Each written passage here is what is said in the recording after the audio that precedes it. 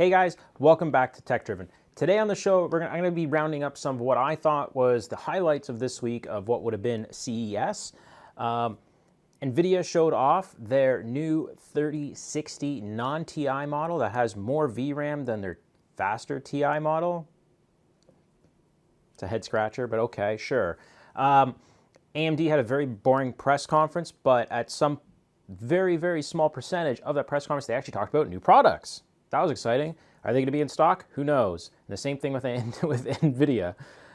As well as Intel canned their old CEO, and they're coming out with new CPUs and claiming best IPC, beating out the Ryzen 5900. So quickly talk about that. I have a few other little news stories as well we'll slice in. I hope you guys enjoy and stick around.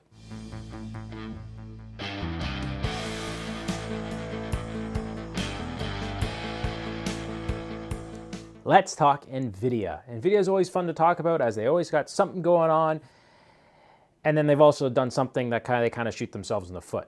But every company is not perfect, and Nvidia follows suit. So they just released a new 3060 non-TI card. So this is their mainstream card or mid-range card, whatever you want to call it.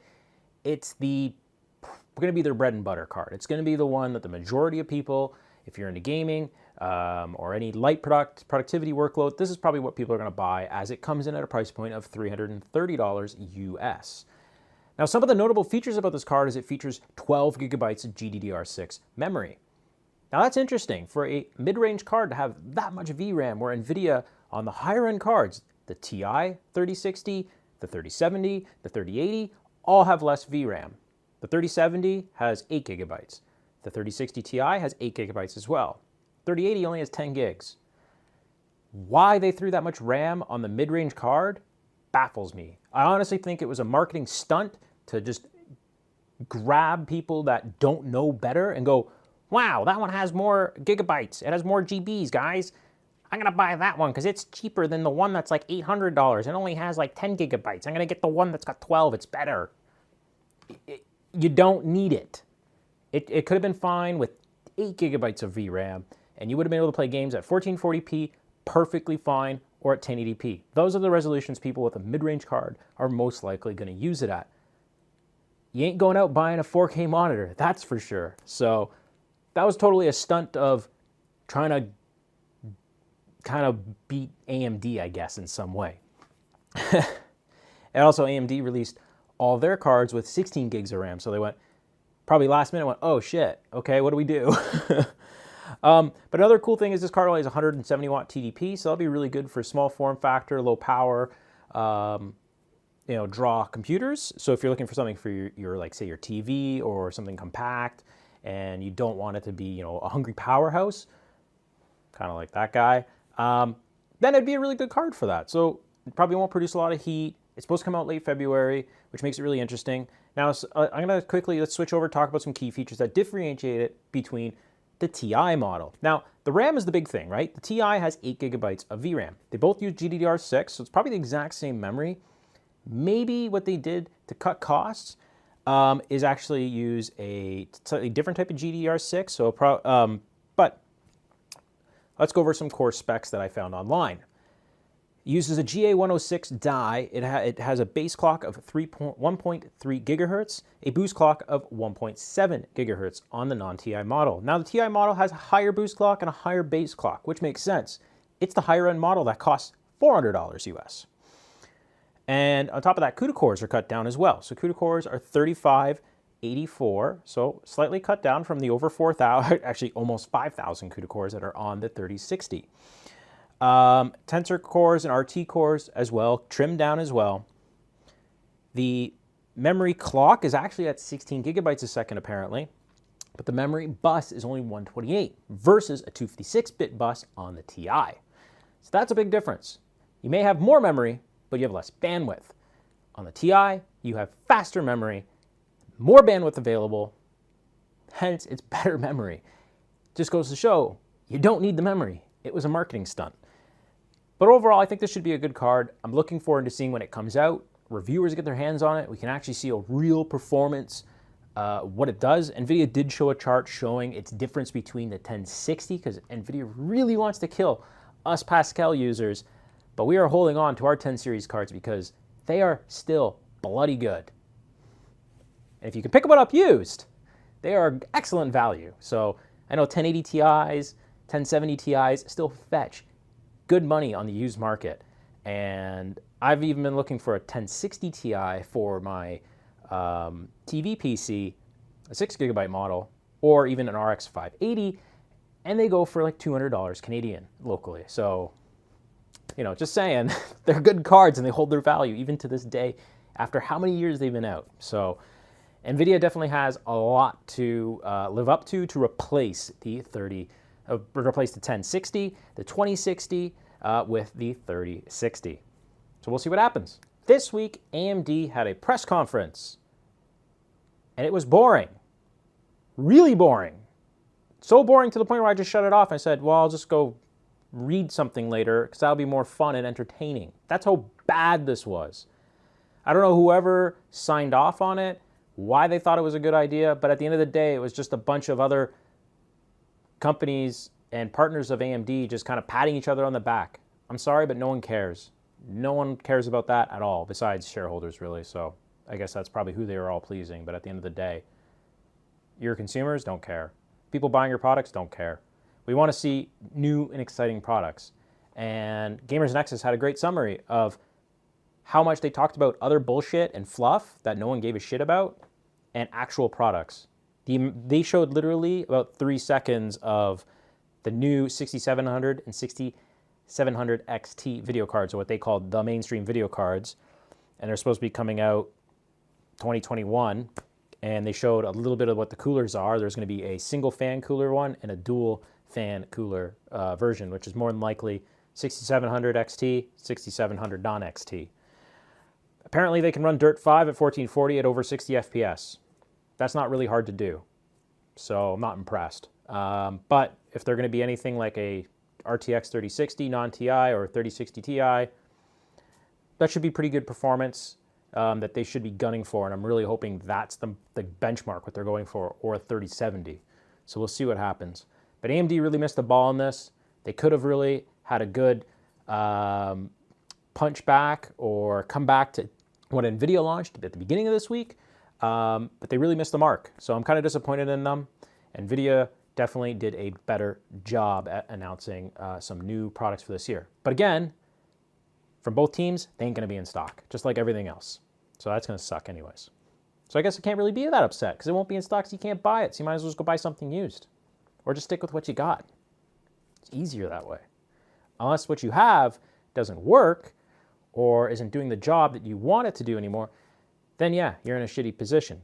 Trying to get something new is a little hard. So AMD's video card announcement was more so a tease and kind of a piss off, but it's not all bad in their press conference. They did discuss mobile laptop CPUs, which I know for a lot of DIY enthusiasts like myself, it's not really that exciting.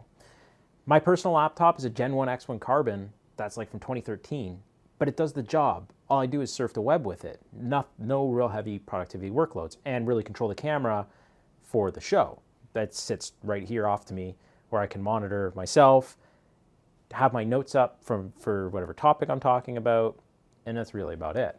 And it works perfectly fine for me. I've thrown 2 batteries in it since I've owned it when it was new, and a new screen at one point because it got crushed under a car seat because it fell off the back seat got moved back, and it crushed the screen. So, But it's been a solid laptop. So for me, upgrading laptops, it's like a once every 10-year kind of thing. As long as I can check the internet, watch YouTube, reply to emails, I'm happy. But for some people, they don't have the luxury of having a desktop, a big desk, and all that. So they would like to have, performance on the go. And when it comes to professional, workloads, having maybe sometimes a desk setup is not really an option. You have to have performance on the go as you're always working on the road.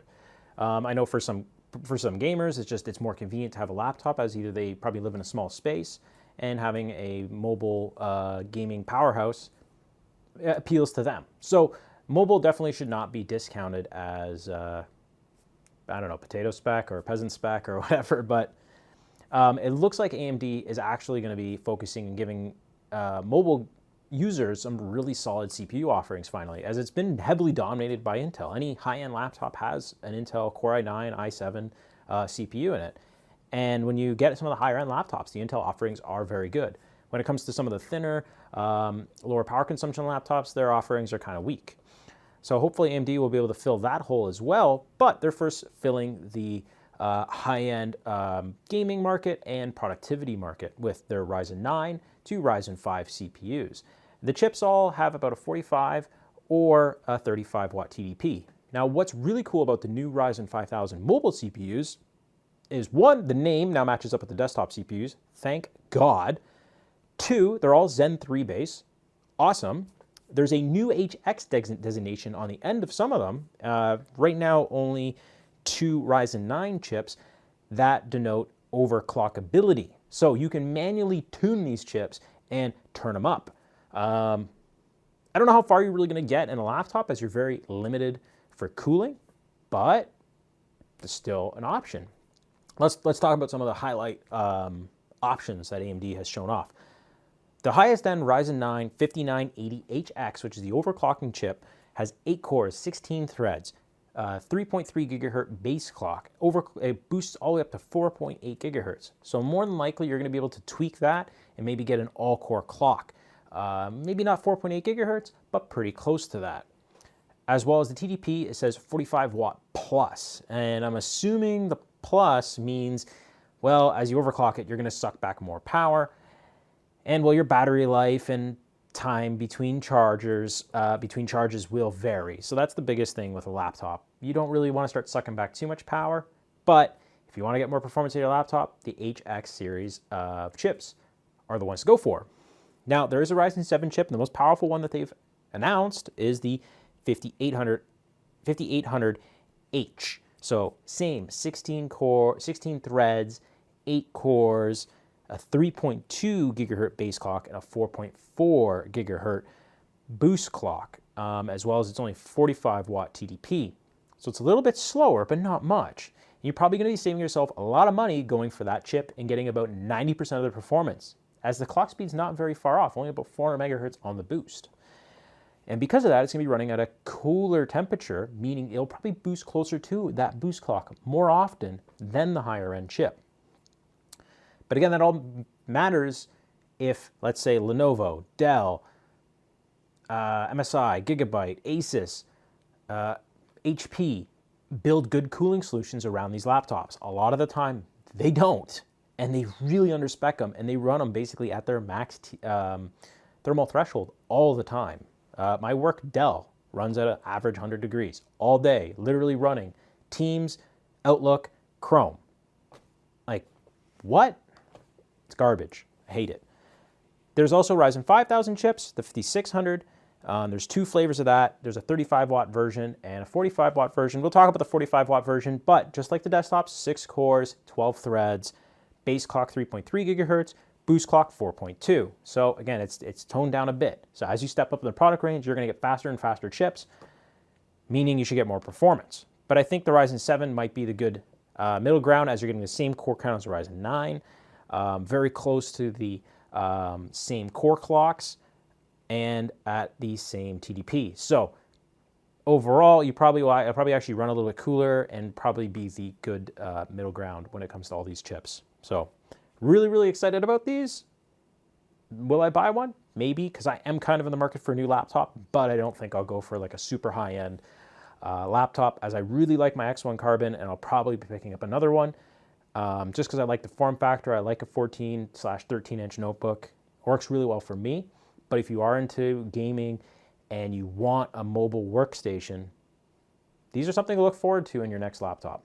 EK is definitely one of the big brand names right now that, like, anytime you talk about water cooling, you can't go without talking about EK, it seems like. They're just there all the time. They fill every kind of bit of the market. If it's like distribution blocks for an O11, or it's pumps, it's fittings, it's, you know, having the first graphics card blocks or new really cool CPU blocks, they're there.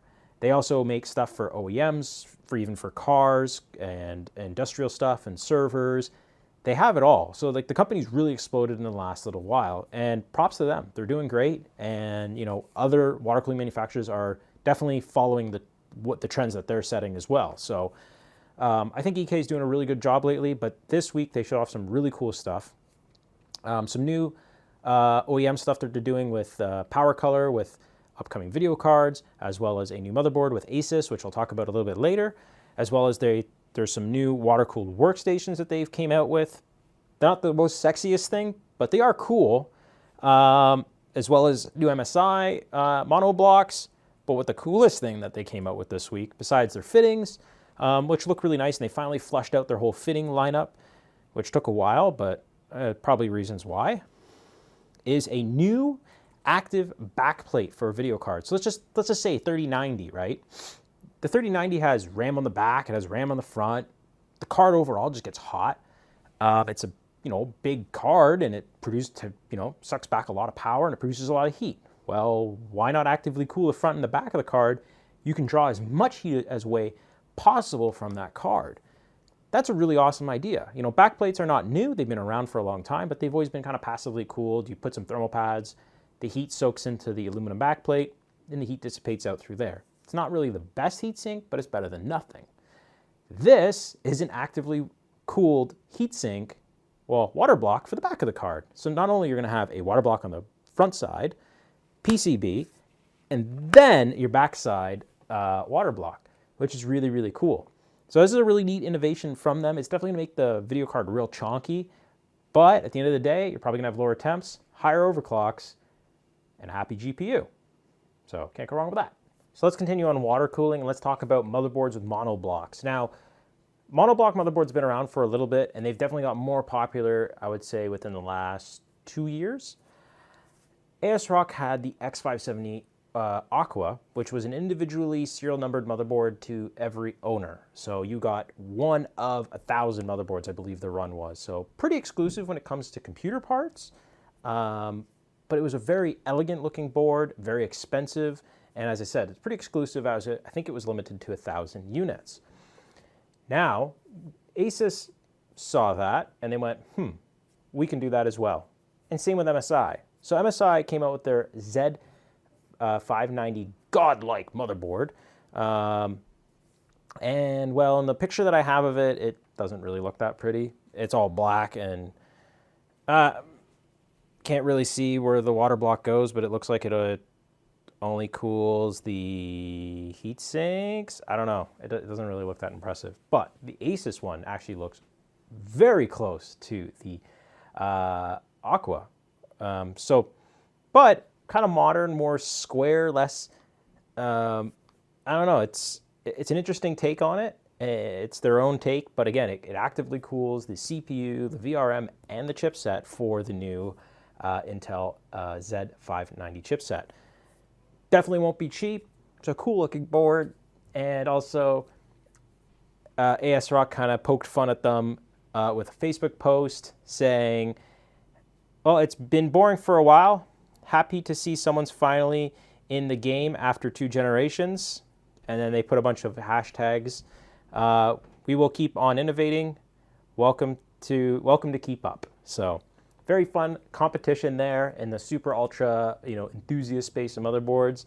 There is no value when it comes to buying these boards. It's more so a want than you really need. You can get away with much cheaper boards and expect the same performance. But if you want the uber high-end and very exclusive motherboards, these are definitely the ones to look for. So Intel hasn't been sleeping, and they've been doing their homework. Intel's now claiming their new Rocket Lake S CPUs are going to have a 19% boost in IPC and also support PCI Express 4.0. Finally, because, 10th gen was a bit of a letdown where it didn't, and the performance boost over 9th gen was meh. And the power and the amount of heat that 10th gen put out was insane. So it looks like Intel has shown off some high-level specs, and they did a little comparison of they said an equivalent Ryzen system, showing about 10 frames a second higher, and I don't even know what game they were playing, but whatever they were doing, Metro Exodus, on a 3080 system with the same RAM configuration. Everything else is the same, minus the CPU motherboard were different. Of course, and they were getting better frame rates with their 11th gen Rocket Lake S CPU. So that's really awesome. It goes to show that Intel definitely, definitely didn't put their pens down. They weren't sleeping. They got a little bit caught and surprised at how good Ryzen 5000 was, but it looks like they went, okay, we can probably get a little bit more out of our chips, and on the next generation, we'll nail it and really pull a lead again. But this is all speculative at the end of the day because this is coming directly first party from Intel. Let's see what happens once third-party reviews come out and actually see how these chips perform in the real world. So really interested to see how Rocket Lake's going to unfold. Maybe that might turn the tides and grow favor back to Intel. You never know. AMD may have a trick up their sleeve. So competition's great, definitely helps the consumer, and hopefully this helps drive prices down on some chips. Maybe AMD will bring the prices down on Ryzen 5000 if the performance truly is that much better. But the other thing is, hopefully maybe Intel also improved not only their IPC, but also their their production workloads as well, because that was where AMD always shined over Intel was high core count workloads. AMD always kicked ass. So let's see what happens. 2021, it's looking pretty exciting. All right, thanks for watching. I think this week would have, based on the recording clips, I think this episode might be a little longer than I wanted to, but I want to try to get the episodes shorter in future, but this was a very heavy news-packed week, and it was hard to pick the right content that I thought might be interesting. But overall, thank you for watching. Again, I've shuffled. There is no more yellow square. We actually reorganized the basement that I am sharing with my sister, and we made a better use of the space, and also in turn gave me a better desk space. So this should be permanent for about 6 months, and then I'm going to figure out from there. I'll probably be moving again. This is still very temporary, this space, but it's working for now. So anyways, guys, thank you for watching. Thank you for subscribing, and thank you for liking the videos and commenting. It definitely helps a lot, it means a lot to me, and I'm going to continue making videos into 2021. So keep watching, and we'll see you in the next one.